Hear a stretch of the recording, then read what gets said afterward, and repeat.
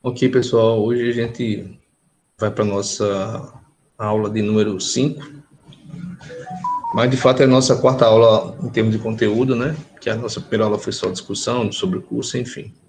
E aí na aula passada nós começamos a questão da cinemática relativística. Até então nós tínhamos discutido os problemas que deram origem à relatividade restrita, né? Como é que tudo isso aconteceu. Obviamente, foi só um apanhado geral, não dá para você fazer todo o detalhamento, porque isso ia requerer muito mais tempo. Mas a gente começou nessa parte de cinemática, relembrando as questões que foram discutidas, o problema da incompatibilidade do eletromagnetismo e como a gente podia resolver isso, né, e a nossa saída, a resposta de como é que você pode resolver a incompatibilidade do eletromagnetismo com essa transformação de Galileu, foi exatamente o que Einstein fez, foi a elaboração dos dois postulados, né? Ele estabeleceu a questão da postulado 1, que fala da covariância das leis da física, falam que as leis da física elas devem ser as mesmas em todos os referenciais inerciais, não só da mecânica, agora a física como um todo deve satisfazer esse requisito. E outro aspecto que ele destacou aí foi a questão da constância da velocidade da luz. Então, isso era uma questão que intrigava o pessoal na época, né? Porque a previsão era que a luz deveria ter velocidade C em todos os referenciais e muita gente não aceitava isso e por conta desse problema aí, algumas propostas foram lançadas, mas no final tiveram que manter essa ideia e o Einstein incorporou isso como sendo um postulado. O fato é que essa ideia, principalmente a questão da covariância, né, a constância da velocidade da luz, faz com que a gente conclua que a ideia de tempo absoluto não possa existir mais, não possa permanecer. Porque na relatividade newtoniana, você tem relações entre as coordenadas de dois referenciais inerciais, mas é um pressuposto da teoria que o tempo seja invariante, o tempo seja medido da mesma forma para os dois referenciais. Só que aqui, no momento que você impõe a constância da velocidade da luz, você percebe que essa invariância aí, que essa constância, ela não pode permanecer. Então, o tempo ele não é mais absoluto, ele termina mudando quando você muda de um referencial para o outro. Então, agora ele pode ser tratado como uma coordenada. Assim como você tem as coordenadas espaciais, você passa a ter uma coordenada temporal.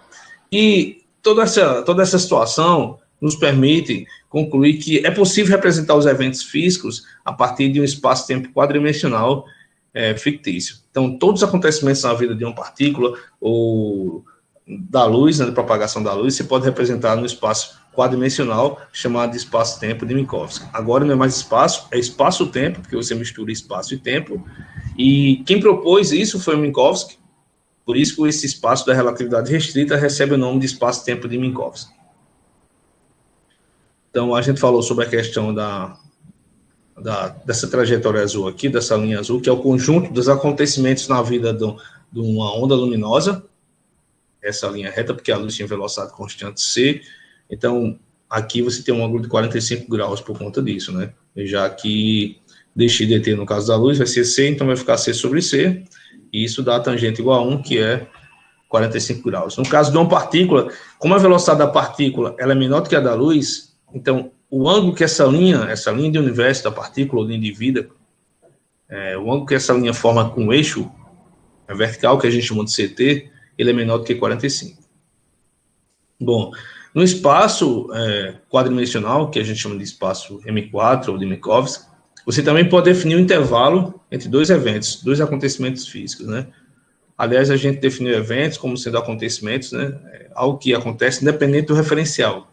Isso já foi dito lá no capítulo anterior. Então, nesse caso aí, a proposta é definir o intervalo dessa maneira aí.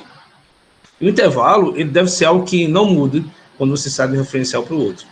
Então, pensando nisso, o Minkowski propôs que o intervalo é dado dessa forma aí. É assim como você escreve a distância, né, entre dois pontos, entre dois eventos, nesse espaço quadridimensional. É um pouquinho diferente do que a gente conhece. No caso do espaço euclidiano, você não tem essa mistura dos sinais, você tem somas, você vai ter dx quadrado mais dy quadrado mais dz quadrado. Aqui há essa possibilidade de você ter diferença Então, mas isso é peculiar desse espaço-tempo. E a inspiração para isso, a gente já falou um pouquinho, na aula passada a gente tentou justificar de onde é que vem isso, a gente considerou dois referenciais e um pulso de luz emitido em um certo ponto, né? E esse pulso de luz, ele obedece uma equação desse tipo aqui, ó. E a gente percebe que quando você passa o tempo para o lado direito, esquerdo, ou então passa esse tempo para o lado esquerdo, você vai encontrar essa relação para o referencial S, esse aqui para o referencial S'. Então você percebe que o intervalo tem a mesma cara, o que acontece é que ele muda só a linha que não existia antes nas coordenadas e no tempo, e agora essa linha ela aparece, né, na expressão do intervalo dessa quantidade aqui no referencial linha. Então, como essa quantidade é uma quantidade que não muda, ela é zero no referencial S e zero no referencial S', o Minkowski estabeleceu isso como sendo um intervalo. Só que isso aqui igual a zero representa o intervalo tipo luz, que é o intervalo, né, entre dois eventos na vida de um feixe de uma luz, né, ou seja, de uma onda luminosa. Tá ok, gente? Para o caso de uma partícula, esse intervalo tem que ser diferente de zero. Mas até então, o que a gente percebe, então a gente parou nesse ponto na aula passada, o que se percebe é que, para o caso da luz, esse intervalo ele é a mesma coisa, é 0 num, vai ser 0 no outro. A questão é, será que se você tiver um ds diferente de zero, será que esse cara vai se manter invariante? Será que o ds diferente de zero vai ser igual a ds' no outro referencial? Isso tem que acontecer, porque se não acontecer, para a gente não faz sentido o conceito de intervalo. Então, o intervalo tem que manter a mesma forma, seja no referencial S ou no referencial S', tá bom? A distância entre dois pontos, entre dois acontecimentos, não pode mudar se você sai de um referencial para outro referencial, tá ok? Então, a gente tem que manter tem que saber se essa quantidade é constante, para a gente, de fato, aceitar isso como sendo um intervalo entre dois acontecimentos. Muito bem, então, nossa aula de hoje, justamente, a gente começa procurando mostrar que essa quantidade que a gente chama de intervalo infinitesimal, que essa quantidade ela é invariante. Então, suponha que você tenha três referenciais. K, K1 e K2. São três referenciais inerciais, tá bom? Então, se você assume que o referencial K é inercial, esses outros, eles se movimentam com relação ao primeiro com velocidade constante, entre si também, obviamente, com velocidades constantes, com velocidade constante. Então, esses três referenciais, eles serão inerciais, ok? São referenciais onde você tem a validade das leis da mecânica. Muito bem. Então, o que a gente sabe até então, acabei de falar sobre isso, é que o ds, sendo zero no referencial K, ele vai ser zero no referencial K1, também vai ser zero no referencial K2. E outro aspecto que a gente conhece também é que essas quantidades são infinitesimais, tanto ds1, o ds2 e o próprio ds. Bom, então, essas duas informações nos permitem concluir que esses intervalos, ds1, ds1, ds1 e ds2, eles são proporcionais, eles são múltiplos um do outro, assim, ó. Dessa forma, tipo, o ds ele é proporcional ao ds1, o ds também vai ser proporcional ao ds2, obviamente, a princípio o fator de proporcionalidade deve mudar, né, a gente começa supondo isso, e o ds1 também ele é proporcional ao ds2, lembrando que V12 é a velocidade de 2 com relação a 1, V2 é a velocidade do 2 com relação ao próprio K, e V1 é a velocidade do K1 com relação ao K, beleza? Bom, se vocês observarem aí, nessa expressão do A, só tem um módulo, os módulos, na verdade, das velocidades. Aí não está aparecendo o vetor velocidade. Bom, também não estão aparecendo aqui as coordenadas do referencial 1 e do referencial 2 aqui, por exemplo. Bom, por que isso acontece? Por que não pode depender das coordenadas? Porque se dependesse das coordenadas, a relação entre esses dois intervalos ia depender do ponto em que você medisse o ds. Tipo, se por acaso eu pegasse a referencial 1 e pegasse um ponto, fosse calcular a distância infinitesimal, fosse medir a distância infinitesimal, se eu fosse para outro ponto, daria outra relação, o que não faz sentido. Porque senão você ia ferir a questão da homogeneidade do espaço. Quer dizer que os pontos seriam diferentes, né? A princípio, não seria tudo distribuído uniformemente. Outra coisa que não faria sentido a gente imaginar é que essa função aqui, que descreve a proporcionalidade entre dois eventos, que ela fosse uma função do vetor V. Isso diria o seguinte: se você pegar uma direção, você vai ter uma relação entre as escalas, se você pegar outra direção, você vai ter outra relação entre esses intervalos. É como se o espaço não fosse isotrópico. É como se eu tivesse direções preferenciais, né, para um movimento. Para cada direção que eu tomasse, eu tivesse uma mudança aí na escala do, por exemplo, desse referencial 1. Conclusão: de fato, se houver uma dependência do A com alguma coisa, essa dependência vai ser com a velocidade do referencial em relação ao outro. Tipo, o referencial 1, ele tem uma velocidade V1, então, tipo, se você tiver uma relação de proporcionalidade entre esses dois intervalos, essa relação aí, esse fator de proporcionalidade deve depender do módulo dessa velocidade. Mesma coisa para a relação entre K e K2 e a relação entre K2 e K1. Ok, então vejam como é interessante, a gente não está nem preocupado com a forma do intervalo. A gente está só partindo dessas informações, entendendo que por conta disso eu tenho que ter a proporcionalidade. De fato, né? Se você tiver isso aqui igual a zero, isso aqui vai ser zero também, mesma coisa para os outros. Então, de fato, essa informação primeiro está aqui, e a questão deles serem infinitesimais também está aqui, expressa nessas três equações. Muito bem. Então, o que a gente pode fazer é brincar com essas três equações para tentar encontrar a relação entre essas três funções que aparecem aqui. Eu estou chamando de A de V1, A de V2 e A de V12.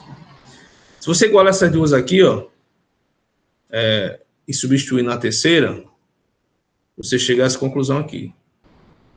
Do lado esquerdo da igualdade, você só tem os módulos das velocidades 1 e 2.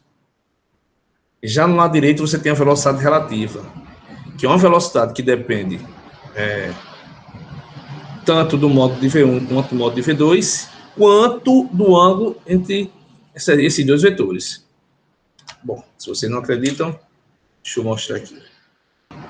Se você quiser saber o módulo de V12, isso aqui vai ser raiz de V12 escalar V12.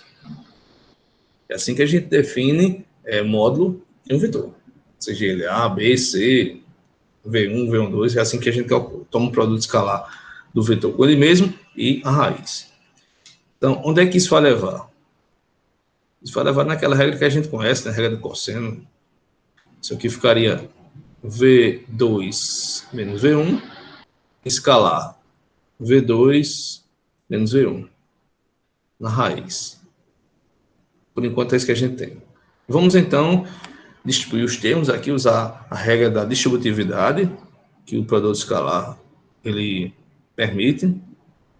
Também é um fato que o produto escalar ele é comutativo, tanto faz V1 escalar V2 quanto V2 escalar V1, é a mesma coisa. Você pode inverter a ordem aí, no espaço euclidiano, essa coisa não vai mudar. Se bem que, de forma geral, isso não é verdade. Tipo, no espaço da mecânica quântica, o produto escalar ele não é comutativo. Mas aqui no espaço euclidiano, no espaço R3, isso acontece. Então, vamos lá. Então, vamos fazer, então, o produto. Vai ficar V2 com V2, que vai dar V2 ao quadrado. Vou fazer V1 com V1, que vai dar V1 ao quadrado. E vai ter V2 com V1 e V1 com V2. Os dois com sinais negativos, e aqui aparece duas vezes V1 escalar V2. Bom, como é que se escreve produto escalar? Módulo de um vetor, módulo do outro, cosseno entre os dois. Tipo, imagine que isso aqui seja θ, esse ângulozinho aqui. Então, vou repetir isso aqui, vai ficar V2 quadrado, mais V1 ao quadrado, menos duas vezes módulo de V1, módulo de V2, cosseno do ângulo entre os dois, né, que é o θ. Pronto, então você vê que esse cara aqui, ó, ele depende de V1, V2 e θ. Então, voltando para aqui para o slide, o que a gente percebe é que você tem essa igualdade, mas do lado de cá, do lado esquerdo você tem V1 e V2, do lado direito você tem V1, V2 e o θ. Então, essa igualdade só vai acontecer se você tiver essas quantidades iguais a constantes. Tá ok? Se não for constante, você não tem como igualar isso. Você não tem como igualar isso para qualquer valor de θ, por exemplo. Então, dessa nossa suposição aqui, a priori, a gente tem que eliminar também a dependência do módulo, porque, de fato, as inputs tem que ser constante, senão essa relação aqui ela não é válida. Bom, e sendo constante, você vai ter aqui, ó, constante sobre constante, e vai dar 1, ou seja, A igual a 1. Então, a conclusão que esse ADV, na verdade, é 1. E, com isso, você obtém a igualdade, ó, ds2 igual a ds12, ds2 igual a ds2 ao quadrado, ds1 ao quadrado igual a ds2 ao quadrado. Isso mostra que o intervalo ele é invariante. Você pode até sair de um referencial para o outro, mas o intervalo não muda. Você pode mudar a forma como você expressa o intervalo. Se você vai para o referencial 1, você vai usar as coordenadas linhas, por exemplo. Se você vai para o referencial 2, você vai usar as coordenadas duas linhas, por exemplo. Mas a forma vai ser sempre a mesma. A forma vai ser sempre essa aqui, ó, que a gente definiu nesse slide aqui, ó. Vai ser sempre assim. Pelo menos se você estiver usando coordenadas cartesianas, então você tem essa forma, independente qual seja o sistema de coordenadas que você utilize. Desde que esse sistema seja inercial, é assim que você escreve o intervalo entre dois eventos. Então, com isso a gente consegue mostrar que, de fato, isso pode ser tratado como um intervalo, porque ele é invariante. Pensando nisso agora, o que a gente pode tentar encontrar é a questão das transformações entre as coordenadas de um referencial para o outro, tá bom? São as transformações que substituirão a de Galileu. Lembrem que a gente já encontrou a de Galileu, relacionando x com x', y com y', z com z' e o tempo, mas o tempo absoluto. Agora a gente tem a questão do tempo ser tratado como uma coordenada, então a gente busca relação entre as coordenadas espaciais e também entre o tempo. Beleza? Então, no final das contas, a gente vai buscar aí 4 relações que vão substituir as de Lorentz, de Galileu, são chamadas de transformações de Lorentz, e também elas são transformações que devem recair na de Galileu se você tiver baixas velocidades, porque os efeitos relativísticos, eles só aparecem quando você tem altas velocidades envolvidas. Se as velocidades forem baixas, a gente não tem essa percepção dos efeitos relativísticos, é justamente o que acontece no nosso dia a dia. Bom, só que antes da gente chegar nas transformações de Lorentz, de fato, eu vou falar aqui de 2 situações específicas. Então, a primeira consequência diz o seguinte: se o intervalo entre 2 eventos é tipo tempo, ou seja, aquele ds², o intervalo é positivo, né? Então, existe um referencial no qual os 2 eventos ocorrem no mesmo lugar, tá? Espacialmente falando, né? Nesse caso. O contrário também é verdade. Se 2 eventos acontecem no mesmo lugar, porque você pode encontrar o referencial cujo intervalo entre 2 eventos seja do tipo tempo.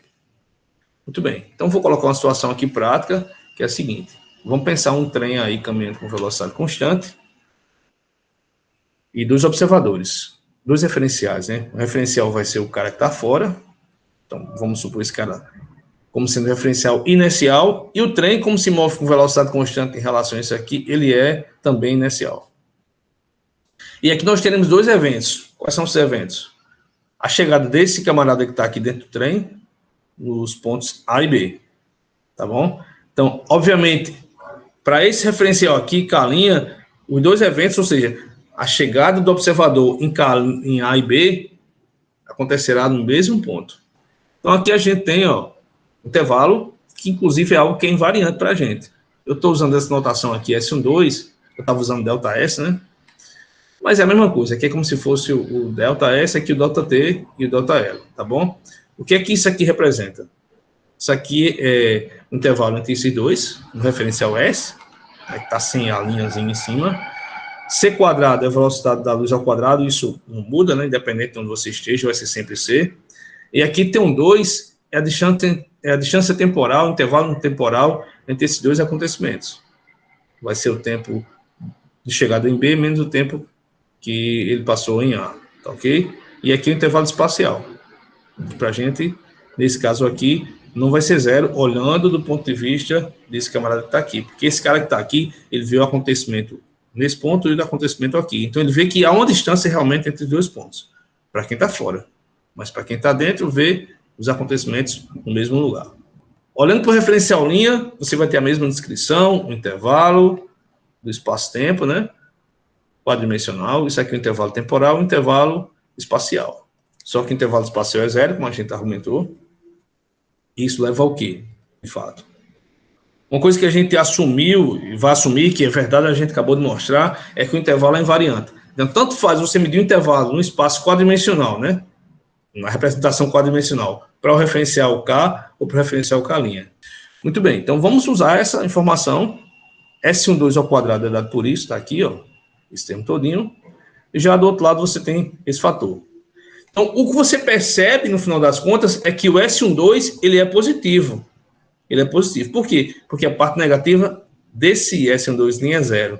Então, aqui a gente tem, ó, um intervalo do tipo tempo, porque essa quantidade aqui ela vai ser positiva. Beleza? Então, com isso a gente consegue mostrar, de fato, o que está dito aí nessa caixinha, né? Então, a gente fez o contrário. A gente assumiu que os dois eventos acontecem no mesmo ponto e, com isso, a gente mostrou que um intervalo para outro observador, ele é tipo tempo.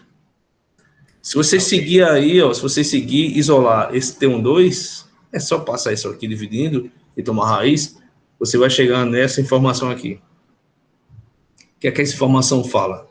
Ela diz aquilo que a gente tomou como verdade do começo. A gente assumiu que o tempo não é mais absoluto. E, de fato, está acontecendo aqui. O tempo não é absoluto. O tempo medido pelo observador K', entre os dois acontecimentos, ele é diferente do tempo medido pelo cara que está fora. Você está vendo que ele, inclusive, é menor.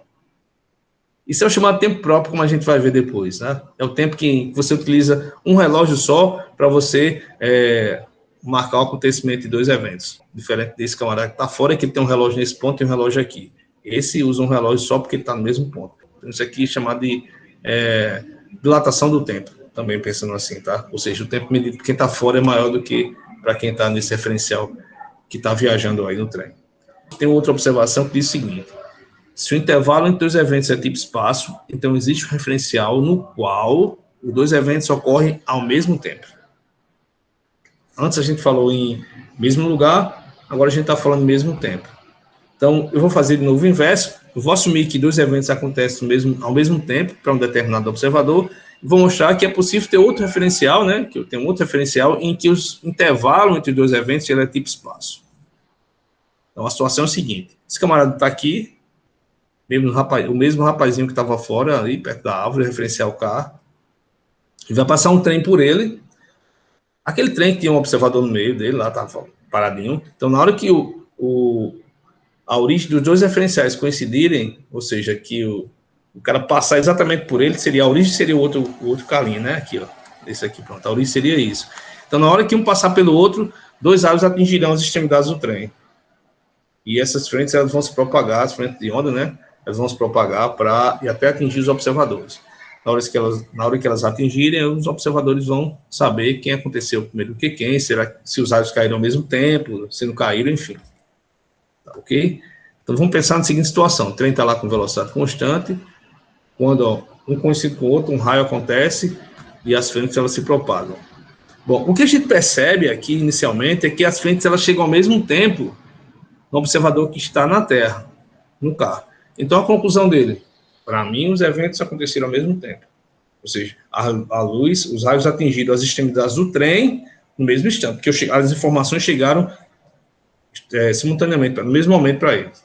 Ok? Bom, mas do ponto de vista de quem está dentro do trem, que é o K', essa frente que veio da direita atinge primeiro ele. Ó. A outra vai se aproximando dele até que toque, chegue no observador, e ele vai entender que o raio caiu primeiro nessa extremidade para depois cair nessa aqui. Tá bom? Para ele isso acontece, porque ele está recebendo informações em dois instantes diferentes. Então, a gente pode colocar o intervalo temporal para esse cara que está aqui fora como sendo zero. Então, é isso que a gente vai fazer. De novo, partimos do pressuposto que os intervalos eles são invariantes. Isso a gente mostrou. Então, vamos assumir isso aqui até o final. Esses intervalos não mudam. E, de novo, vamos igualar agora os dois intervalos, S12' com S12. O S12' está aqui, ó, só fiz repetir. E no caso do S12 sem linha, eu já cancelei esse primeiro fator e eu tenho um sinal negativo. O fato de você ter esse camarada aqui igual a isso significa que ele é negativo, tá bom? ele é negativo, e aí você tem um intervalo do tipo espaço. Se acontecer no mesmo ponto, o outro referencial poderá medir o intervalo tipo tempo. Se acontecer ao mesmo tempo, o outro referencial vai medir o intervalo tipo espaço. O fato é que você pode também agora isolar esse L12, passa o negativo para o lado de cá, toma a raiz, bonitinha, você chega nessa relação aqui. O que é que essa relação diz? Na prática, L12 é a distância entre as extremidades do vagão. Não é isso? Porque L1 e L2, L12 representa a diferença entre as coordenadas que localizam as extremidades, tanto do ponto de vista de S quanto de S'. Então, essa distância, a gente pode chamar de comprimento, né? Para a gente fazer o comprimento. Então, o que a gente percebe é que você tem uma diferença. Ó. Então, está embutido aqui o conceito que os comprimentos são diferentes. Os observadores medem tempos diferentes e também medem comprimentos diferentes. É isso que a gente está observando aqui. Beleza? Isso aqui, que está embutido aqui por trás disso, é a chamada contração do espaço. O camarada que está aqui fora, ele vê o trem mais curtinho do que ele realmente é. Então, ele pensa que o vagão é menor, por conta desse movimento relativo. Não sei se vocês lembram, mas eu tinha colocado aqui no comecinho, deixa eu voltar aqui que é melhor, assim, pronto, aqui, ó. Essa linha aqui é a linha de universo de uma onda luminosa. Então, posso estender esse raio aqui, e se é a onda que se propaga com velocidade C, se for com velocidade menos C, ou seja, contrário, né, então vai formar uma reta inclinada para o outro lado aqui, né. Com essas mesmas características, 45 graus aqui, dividindo, digamos assim, esses dois eixos, mas só que para o outro lado, ok? Velocidade negativa. Bom, o ângulo vai ser justamente esse ângulo aqui, 45 mais 90 graus. Então, a gente poderia montar a seguinte figura, poderia montar isso aqui, ó. Essa situação aqui, ó. Então, aqui você tem a luz propagando com velocidade C, essa linhazinha azul, e a outra, uma linha azul que representa a luz propagando no sentido contrário. Essa região aqui, gente, azul, sombreada, digamos assim, azul claro, ela é chamada de cone de luz. E isso aqui, essa parte de cima, representa o futuro, e a parte de baixo o passado. Dentro dessa região, você tem um ordenamento temporal. Você sabe o que aconteceu antes e o que vai acontecer depois. Tipo assim, você sabe qual é a ordem temporal dos eventos. Já nesse aqui, não. Nesse aqui, nessa região aqui de fora, se o evento acontecer aqui, para um observador, por exemplo, esse evento pode estar acontecendo no futuro, em relação a esse ponto aqui, que é o presente, né? Ou ele pode estar acontecendo no passado também. Então, vai depender do observador. Ou seja, você não tem um ordenamento temporal. Essa região de azul, não. Independente de qual seja o observador, se é observador S ou S', você vai ter sempre um ordenamento temporal. Ou vai ser, tipo, isso aqui vai ser sempre futuro, esse acontecimento vai ser sempre futuro para os dois referenciais. Então, isso aqui é chamado de cone de luz. Todos os acontecimentos na vida de uma partícula, eles vão estar dentro dessa região aqui, azul, por conta dessa questão de ordenamento temporal. Mas como é que isso acontece? Bom, no quadro espaço-dimensional, você também pode analisar o que acontece com as transformações entre as coordenadas e o tempo, que foi algo que a gente não apresentou ainda, que são as transformações de Lorentz. Então, eu quero que vocês acreditem nisso. Depois eu posso mostrar geometricamente essa ideia que eu vou falar agora.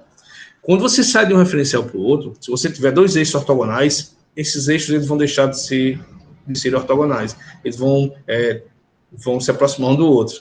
Interessante isso, mas é assim que acontece, tá bom? Então, você tem C aqui e X, desculpa. CT vertical e X aqui na horizontal. Se você vai para referencial X, S', você não tem mais dois eixos ortogonais. Você passa a ter dois eixos com ângulo menor do que 90.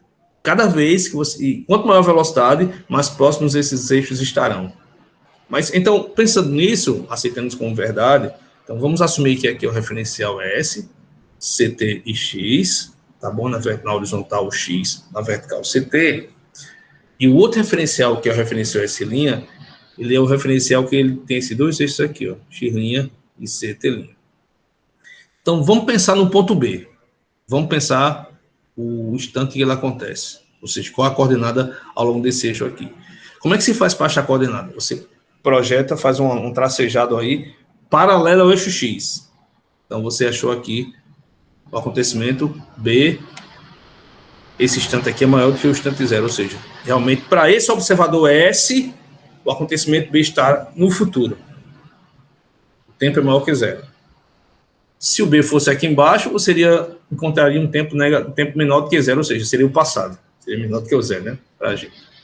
Bom, mas se você for olhar isso do ponto de vista de S', você não pode projetar paralelamente ao eixo X, você vai projetar paralelamente ao eixo X'. Então você faz uma linha tracejada aqui, ó, tá vendo? Que é paralela a esse eixo X' aqui. Mas você termina achando um tempo positivo também. Ou seja, você estará no futuro também. Então, a conclusão que é o seguinte: o acontecimento B, ele estará no futuro tanto para o observador S quanto para o observador S'. Embora eles meçam tempos diferentes, tudo mais, né? Você está vendo que esse intervalo aqui, ó, é diferente desse. Tem a questão da calibração também, que o espaçamento é maior num referencial do que no outro. Isso a gente pode falar se vocês quiserem. Se tivermos um tempinho, a gente volta nessa parte para detalhar um pouco mais isso. Mas, de qualquer forma, o tempo ele acontece na parte positiva. Então, para os dois, esses pontos estarão no futuro. Esse acontecimento ele vai estar no futuro com relação a esse Azinho aqui. Tá bom? Suponha que A seja presente, então, qualquer tempo maior do que o zero, que é onde se encontra o A, vai representar o futuro. E abaixo seria o passado. Tá ok? Pronto, vamos pensar no C, então, um ponto que está fora desse chamado cone de luz. A gente fala de cone porque se você girar, né, essa figurinha vai gerar tipo uma ampuletazinha. Aí chama cone de luz. Então, em cada ponto ao longo do trajeto da partícula, você tem um cone de luz, de forma que aquela linha aconteça sempre dentro do cone de luz. Tá bom? E vai ser fixo. Diferente da relatividade geral, em que esse cone pode mudar, pode inclinar, pode ficar mais apertadinho, mais aberto, enfim. Então, tem umas viagens assim diferentes na relatividade geral. Então, vamos pensar no referencial S. Como é que a gente acha o tempo? A gente projeta uma linha paralela ao eixo X para descobrir o tempo. Então, achamos aqui, ó. Esse tempo é maior do que o zero, então, para o referencial S, esse evento aqui aconteceu no futuro, ou seja, depois de A, e não antes de A. Tá ok? Bom, mas vamos pensar agora em S'. Como é que você faz para S'? Você traça uma linha paralela à X' para saber o tempo. Então, ao fazer isso, ó, você termina caindo num tempo menor do que o tempo de acontecimento do A, que é o presente. Ou seja, para o S', o acontecimento estará no passado. Ou seja, você perde o ordenamento temporal. Você não tem ordem de causa e efeito. Para um observador, a causa pode ser primeiro do que o efeito. Para o outro, o efeito pode vir antes da causa. Estranho, né? Então, por conta disso, por você não ter essa questão de ordenamento temporal, isso garante também que todos os acontecimentos na vida de um partícula estarão centrados aqui dentro dessa região chamada cone de luz. A proposta da gente é falar sobre transformação de Lorentz, mas eu vou precisar de um conceito, que é o conceito de rotação. De como é que as coordenadas de dois referenciais elas se relacionam quando você estabelece uma rotação no sistema de coordenadas. Veja, a gente tem dois sistemas. O pretinho, que é o sistema S, onde a gente está usando coordenadas sem linha. Eu vou usar os vetores unitários X chapéu e Y chapéu. O referencial azul é o referencial S', você tem a gente fez uma rotação. Obviamente, sim, aqui tem X, Y, mas tem um Z saindo também, tá, gente? O eixo Z está para fora, ok? Ele está apontando para fora da tela de vocês aí.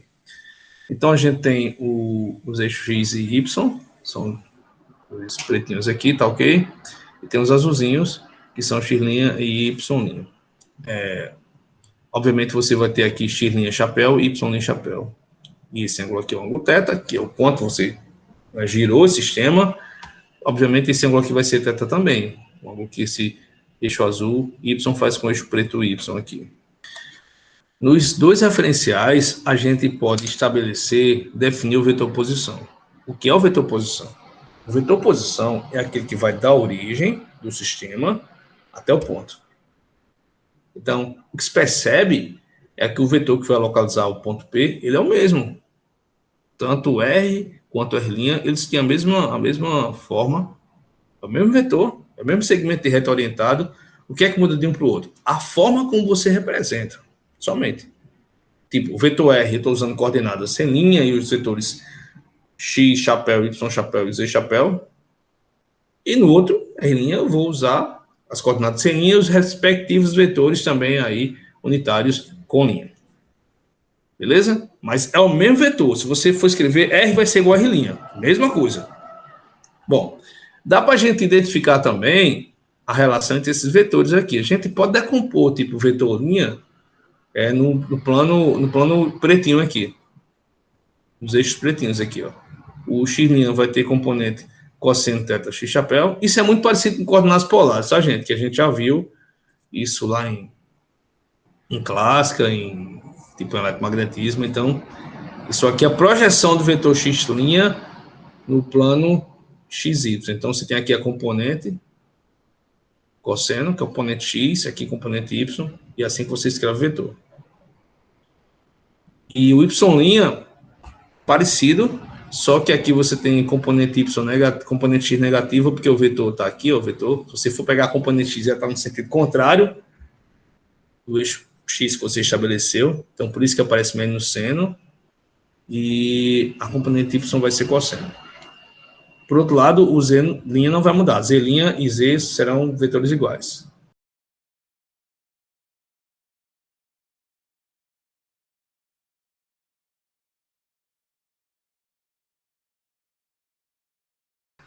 Bom, então a gente está partindo disso aqui, ó. Aqui você tem R igual a R', foi aquilo que eu falei para vocês. Né? Então, os vetores são iguais, só muda que você está usando linha e sem linha. Como é que você escreve o vetor linha? Assim, ó. Vetor posição. X, chapéu, mais Y, Y chapéu, mais Z, Z chapéu. Bom, vetor posição, coordenadas cartesianas. No referencial linha, é desse jeito aqui. Você só coloca a linha em todo mundo aí, somente. Então, o que você pode fazer agora? Você pode reescrever esse x', chapéu, y' chapéu e z' chapéu, que aparece nesses termos aqui. Ó. Só substituir por isso, isso e isso aqui.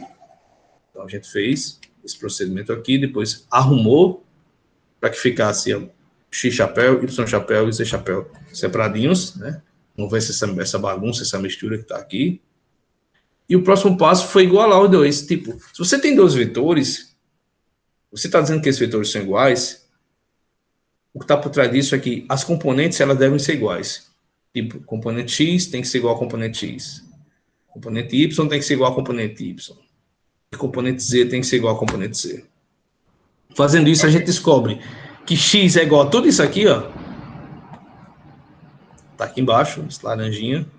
Que y é igual a todo esse fator que aparece aqui, multiplicando y, do lado direito. E que z é igual a z'. Então, desculpa. A gente encontrou nesse momento como é que as coordenadas com linha e sem linhas se relacionam.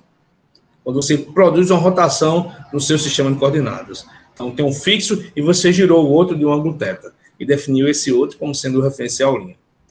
O fato é que essas equações aí, ó, essas transformações, garantem que os dois intervalos são iguais. Como assim? Que ds vai ser igual a ds'. Então, tanto faz você escrever o ds, quanto o ds', você vai manter a mesma forma. Só que aqui, a gente está falando do espaço euclidiano, estou falando do espaço tridimensional, então é assim que você define o intervalo. Obviamente, você não tem um tempo aí, né? Você está no espaço euclidiano. Essa discussão aqui é só para a gente entender de onde é que essas equações surgem e também entender que isso garante invariância. Tá ok? Então, o que é que a gente tem que fazer aqui? Onde tem dx, onde tem dy, onde tem dz? Tomar a diferencial desse camarada aqui. Você vai tomar o dx aqui nessa expressão, entendendo que θ é constante. Então, como é que você toma a diferencial? Deriva isso aqui com respeito a x', que vai dar cosseno de θ, multiplica por dx'. Mais a derivada disso aqui com relação a y', que vai dar menos seno, vezes dy', tá aqui. É diferencial, como você já conhece. Faz o dy, mesma coisa. Parcial y, parcial x', tá aqui, ó, seno de θ, vezes dx'. Mais parcial y, parcial y', que vai dar cosseno, vezes dy'. E aí, eleva o quadrado aqui, ó, que a gente aprendeu no nono ano, quadrado da soma, quadrado da diferença, Usa o fato que cosseno ao quadrado mais seno ao quadrado é 1. E no final você chega nisso aqui, ó. dx' mais dy' mais dz', tudo ao quadrado, vai ser igual a essa soma sem a linha. Ou seja, ds quadrado vai ser igual a ds'. Com isso a gente consegue mostrar, de fato, a questão da invariância por rotação. Então, a rotação, eu tinha até falado para vocês isso na aula passada, a rotação ela mantém o intervalo invariante. Ou seja, você pode até mudar as coordenadas, mas a forma vai ser sempre a mesma.